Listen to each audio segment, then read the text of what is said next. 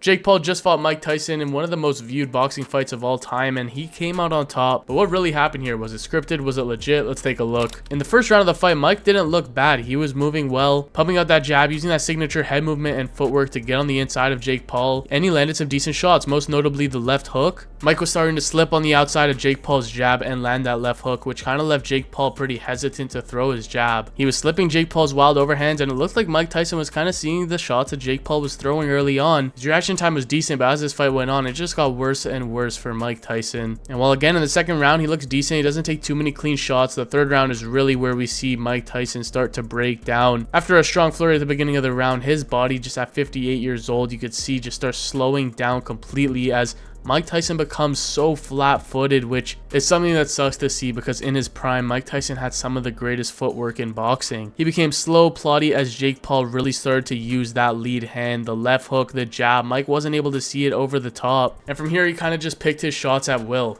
The left hook over the top, the body shots from Jake Paul. And for the rest of this fight, we see just more flurries from Jake Paul, combinations, using that lead hand especially, throwing some big shots here and there, but overall, every time Jake Paul would have Mike Tyson hurt, it seems, or whenever he would land a nice combination, he would back off, he wouldn't pursue the fight. The fans started to boo, the people in the audience started to get disappointed because Mike Tyson could barely even move in there. He just became a punching bag while Jake Paul wasn't giving his all, and it was pretty clear. So Jake was in a weird spot where he wanted to entertain the crowd, but he didn't want to hurt Mike Tyson because he could feel at that point in the 5th, 6th, 7th, 8th rounds there's no threat coming back at him. Mike Tyson is a shell of his former self. It was sad to see, but Jake Paul didn't even hurt Mike Tyson. He just threw combinations, did what he had to do to get a decision win, using that jab, using that left hook. It's not like Jake Paul completely abused and brutalized and beat up an old Mike Tyson. While he did land some big power shots, he pretty much just never followed up, and people thought that this was a bit suspicious. It could be rigged, but honestly, I can't tell you 100% there wasn't, but you could tell why Jake Paul kind of took the fight easier as it went on. Not trying to brutally KO Mike Tyson, which was advertised, so I definitely see why people are upset. At the end of the day though, Mike Tyson got the biggest bag probably of his career. This is supposedly one of the biggest fights of all time. He didn't get hurt, he didn't get knocked out, he has all his faculties in check. This isn't really gonna hurt Mike Tyson's legacy when you look back on it, but that's pretty much it. Jake Paul gets the nod for the unanimous decision victory. So let me know your thoughts in the comments down below on this fight and how Jake Paul beat Mike Tyson, and leave a like, subscribe to the channel, and turn on notifications if you guys enjoyed and want to stay updated with all future fights and updates.